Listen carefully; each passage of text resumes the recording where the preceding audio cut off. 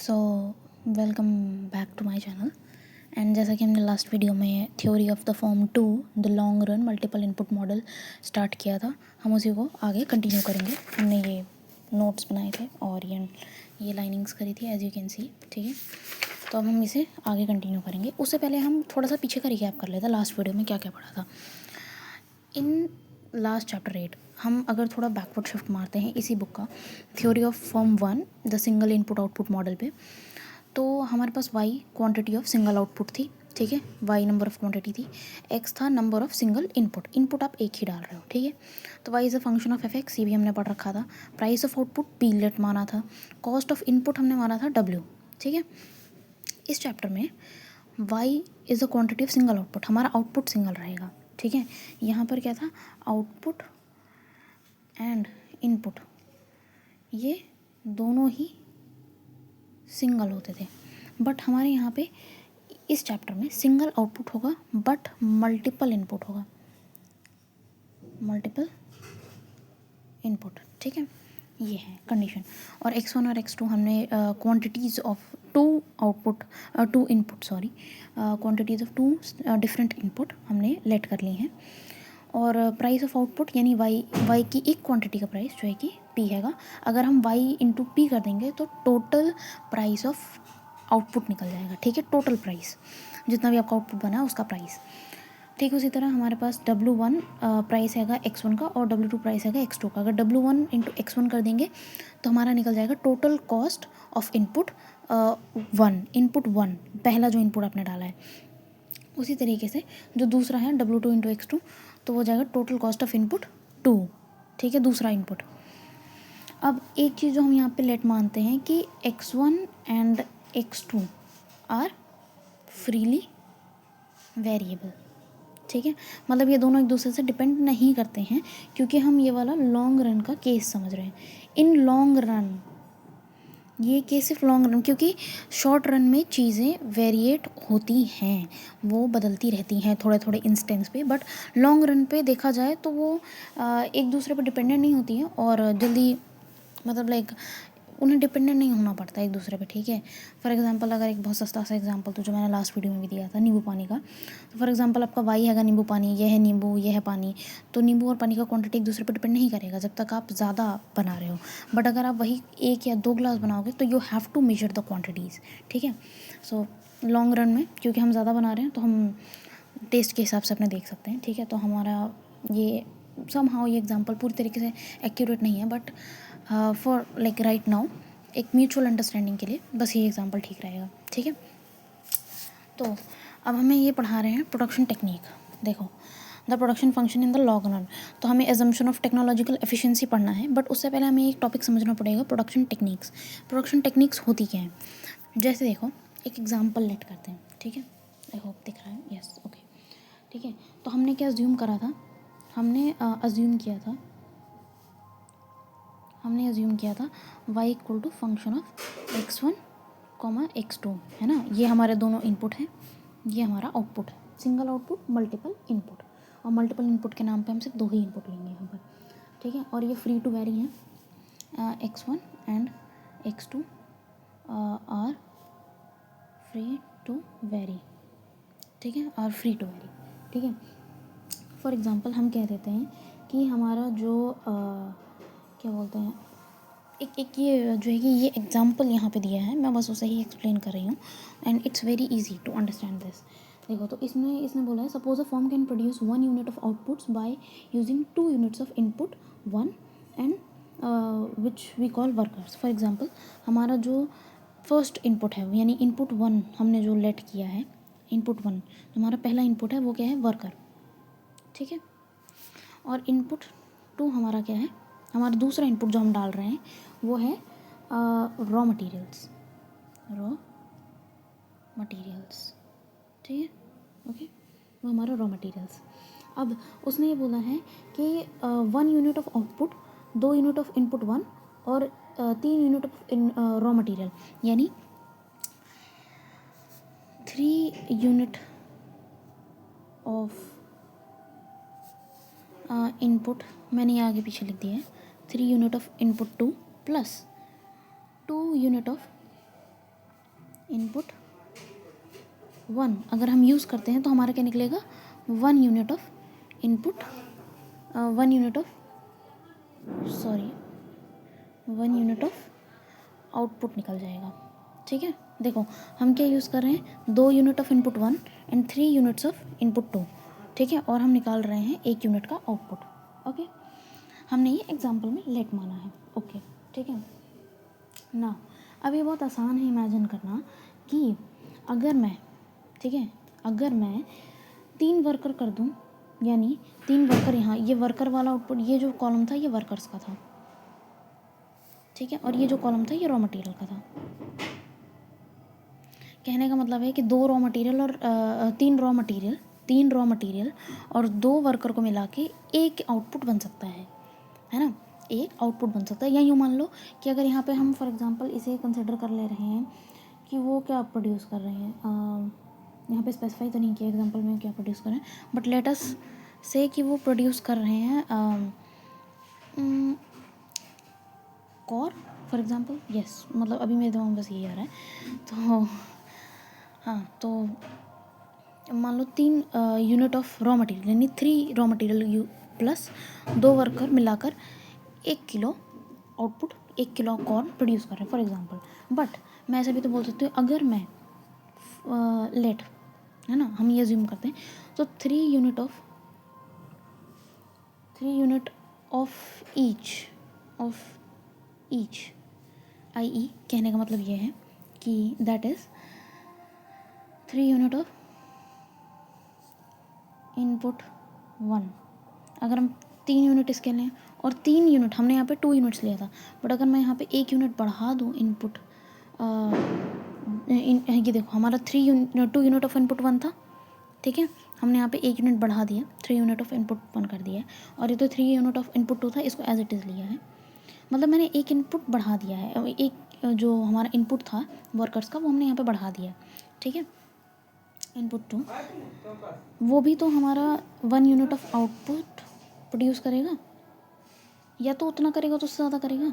ठीक है, मतलब ये एक बहुत सिंपल सी चीज़ है। अगर ये दोनों भी सेम आउटपुट प्रोड्यूस करें और ये दोनों भी सेम आउटपुट प्रोड्यूस कर रहे हैं, ठीक है, एज अ फॉर्म सोचने की अगर हम कोशिश करें तो ये दोनों, मतलब ये जो 2 पेयर है हमारा, इसको हम अगर मैं इसे ऐसे लिखना चाहूँ तो ये जो y हैगा, y इक्वल्स टू 1 है, आउटपुट हमारा क्या है 1 है, ठीक है, और एफ ऑफ x1 क्या है, x1 है हमारा ये x1 है, ये x2 है, x1 क्या है, x1 है हमारा 2 और x2 क्या है हमारा 3, ठीक है, यानी अगर एक ही आउटपुट प्रोड्यूस कर रहा है इस फंक्शन से और सेम 3 है तो 3,3 और यहाँ पर y की वैल्यू तब भी 1 है, मतलब 1 यूनिट इसमें बढ़ा देने के बाद भी आउटपुट में कोई चेंज नहीं आ रहा है, ठीक है, तो इसे हम कहते हैं प्रोडक्शन टेक्निक्स। कहने का मतलब ये है, ये जो तरीके होते हैं, हम कुछ प्रोड्यूस कर रहे हैं ना, तो इसे कहते हैं हम production techniques, this is the example, और इसे हम कहते हैं प्रोडक्शन टेक्निक, ठीक है।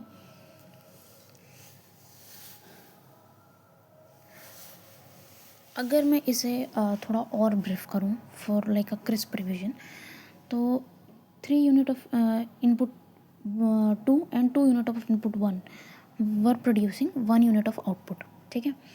दूसरे केस में ये हमारा केस 1 था, केस 1, और ये हमारा था केस 2, ठीक है, हमने ऐसे लेट कर रखा है। दोनों में अगर 3 लूँगी तो यहाँ पर भी एक ही आउटपुट आ रहा है, इनपुट आ रहा है, तो हम ये नहीं कह सकते कि अगर मैं 3 यूनिट ऑफ इनपुट 1, यानी मैं देखो यहाँ पे 2 वर्कर थे, यहाँ पे 3 वर्कर हैं, पर दोनों मिलकर, और ये तो कांस्टेंट है, इनपुट 2 तो कांस्टेंट है, ठीक है, 3 दोनों में यूज़ हो रहा है। तो अगर मैं यहाँ के एक वर्कर को बोल दूँ कि तू भाई जाके टेबल पे बैठ जा और तू कोई काम मत कर, तब भी तो उतना ही प्रोड्यूस होगा, है ना।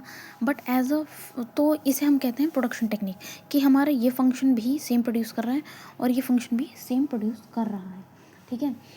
इसकी डेफिनेशन जैसा कि हम देख सकते हैं यहाँ पे दे रखी है, when various combinations of input, various combination क्या थे हमारे पास, ये था एक कॉम्बिनेशन ये था, ठीक है।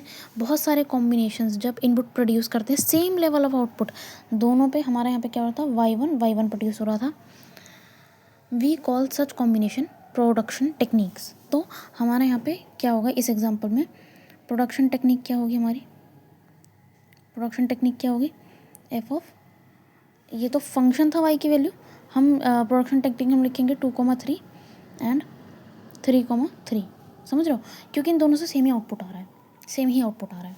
अब आई होप सो ये क्लियर होगा। अब हम मूव ऑन करते हैं थोड़े next page, let me turn the page. Okay, हाँ, तो अब अगली डेफिनेशन पे अगर हम मूव ऑन करें तो वी कैन सी कि उसने आगे एक्सप्लेन कर रखा है यहाँ पे कि प्रोडक्शन टेक्निक कवर कर लिया हमने। तो ये कह रहा है कि अ production technique is technological inefficient and efficient. देखो, टेक्नोलॉजिकली एफिशिएंट का मतलब क्या होता है?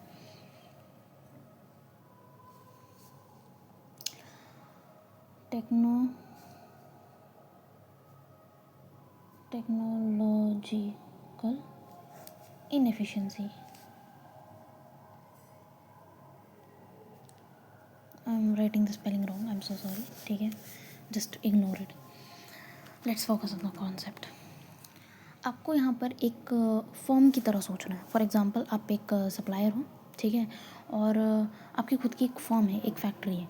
अब जैसे हम सेम एग्जांपल लेते हैं, हमारा क्या, हम 2 यूनिट ऑफ इनपुट 1 ले रहे थे, 2 यूनिट ऑफ x1 ले रहे थे, यानी इनपुट 1 था हमारा, ठीक है, और 3 यूनिट ऑफ ले रहे थे हम किसका, x2 का ले रहे थे, इनपुट 2 का ले रहे थे, ठीक है, और हमारा प्रोड्यूस कितना हो रहा था, ये था हमारा y, ठीक है। लास्ट एग्जांपल में ये हमारा था केस 1। अब आते हैं केस 2 पे, 3 यूनिट ऑफ x1 यानी हमारे जो वर्कर्स थे वो भी 3 थे, और 3 यूनिट ऑफ x2, और यहाँ पर भी y 1 ही, y जो था हमारा इसको मैं ऐसे लिखती हूँ, 1 यूनिट लिखा है, इट्स 1 यूनिट, ठीक है, y। अब देखो, अगर आप एज अ फॉर्म सोचो कि आप 3 मज़दूर लगाओ या 2 मज़दूर लगाओ, आपको सेम ही आउटपुट मिल रहा है। अगर मैं इसे होल्ड ऑन कांस्टेंट कर दूं फॉर एग्जांपल, तो इन दोनों को अगर मैं वर्कर्स बढ़ा भी रही हूँ तो भी मुझे सेम आउटपुट मिल रहा है। तो आप खुद सोचो, क्या आप वर्कर्स की मात्रा बढ़ाओगे? एज अ फॉर्म सोचो, आपका लॉस होगा, ऑफ कोर्स सी बात है, आप नहीं करोगे। क्यों? क्योंकि अगर आपने एक वर्कर और हायर करा तो आपको उसको उसकी सैलरी भी देनी है, लेकिन सैलरी देने के लिए आपका कॉस्ट ऑफ इनपुट तो बढ़ गया, यानी आपके वर्कर, आपको एक एक्स्ट्रा वर्कर को तनख्वाह देनी पड़ रही है, तो आपका उसका कॉस्ट तो बढ़ गया, बट आपका प्राइस नहीं बढ़ पा रहा है। वो उतना ही यूनिट प्रोड्यूस कर रहा है, वो 1.5 या उससे एक से ज़्यादा नहीं प्रोड्यूस कर रहा है यूनिट। तो ये क्या हो गया, ये आपका लॉस करा देगा। केस 2 में आपका लॉस हो जाएगा, केस 1 में आपका फ़ायदा होने के चांसेस हैं। मतलब इन दोनों को अगर कंपेयर किया जाए तो इस केस में मेरा लॉस हो रहा है, क्योंकि इसमें इनपुट तो ज़्यादा लग रहा है कंपैरेटिवली, इधर 5 लग रहे हैं, इधर 6 लग रहे हैं, लेकिन आउटपुट मेरा सेम आ रहा है। तो मैं क्या करूँगी, अपना कॉस्ट ऑफ इनपुट हमें उसे मिनिमाइज़ करना है। हमारा गोल ही इस चैप्टर में है कि हमें कॉस्ट ऑफ इनपुट को मिनिमाइज़ करना है और प्राइस ऑफ हमें प्रॉफिट को मैक्सिमाइज़ करना है, ठीक है। तो क्योंकि आपका कॉस्ट ऑफ इनपुट इसमें ज़्यादा है और इसमें कम है, तो ऑफकोर्स ये बात है, इस केस में आपका लॉस हो जाएगा, यानी इस केस में आपका क्या हो जाएगा, लॉस हो जाएगा, और इस केस में आपका प्रॉफिट के चांसेस हैं, ठीक है। अब जब जब सेम आउटपुट प्रोड्यूस हो रहा हो 2 केसेस में, ठीक है, जब सेम आउटपुट प्रोड्यूस हो रहा हो 2 केसेस में, कहने का मतलब है, अगर मैं इसे फॉर्मली कहूँ, अ प्रोडक्शन टेक्निक, क्योंकि दोनों प्रोडक्शन टेक्निक्स हैं 2,3 और 3,3, a production technique is technologically inefficient if there is another production technique. ये टेक्निक तब इनएफिशिएंट हो जाती है जब दूसरी प्रोडक्शन टेक्निक है।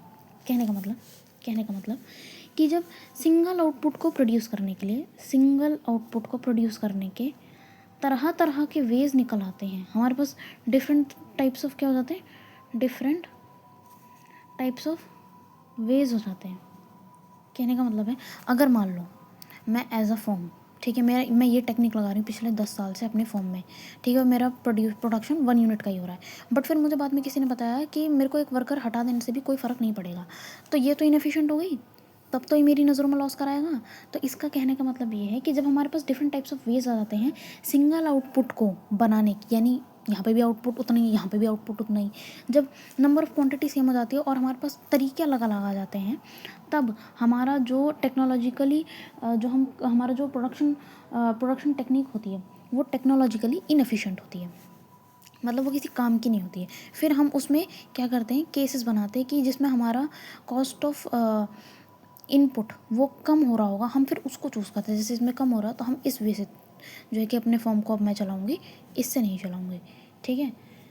मोटा मोटे कहने का मतलब ये है कि एक प्रोडक्शन टेक्निक टेक्नोलॉजिकली इनएफिशिएंट ये तब होती है जब कोई दूसरी प्रोडक्शन टेक्निक होती है और वो तुम्हें सेम आंसर दे रही हो, समझ में आया?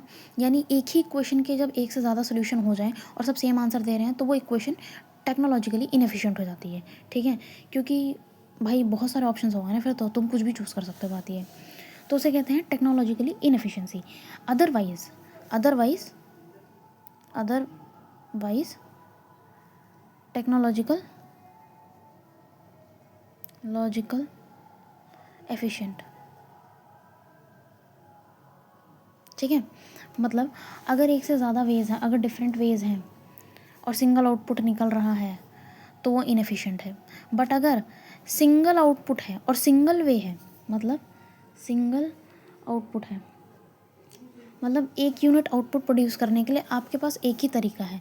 अगर आप इधर बढ़ाओगे तो आपका ये भी अगर चेंज हो रहा है, समझ रहे हो, मतलब ये दोनों काम करने चाहिए साथ में। ये नहीं कि इधर तुम कुछ भी चेंज कर रहे हो और यहाँ कोई चेंज ही नहीं आ रहा, तो इनएफिशिएंट हो गया ना। तब तो आप एज अ फॉर्म आप पैसा क्यों इन्वेस्ट करोगे इनपुट में, आप इसी से काम चला लोगे। बट अगर इसको थोड़ा सा भी बढ़ाने पे आपका ये भी बढ़ रहा है, थोड़ा सा भी बढ़ाने पे अगर ये भी बढ़ रहा है तो यानी सिंगल आउटपुट और सिंगल वे है ना, एक ही तरीका है उसको प्रोड्यूस करने का। यानी एक यूनिट को प्रोड्यूस करने का अगर सिर्फ यही तरीका है ना, तो ही ये टेक्नोलॉजिकली एफिशिएंट होगा, वरना नहीं होगा, ठीक है। The result in the same level of output but uses less of the one of the inputs and no more of the other inputs, otherwise it is technologically efficient। मैंने ये line read करी थी और कुछ नहीं, ठीक है। तो ये आई होप सो इससे समझ में आया होगा कि टेक्नोलॉजिकली इनएफिशिएंसी और एफिशिएंसी क्या होती है, ठीक है।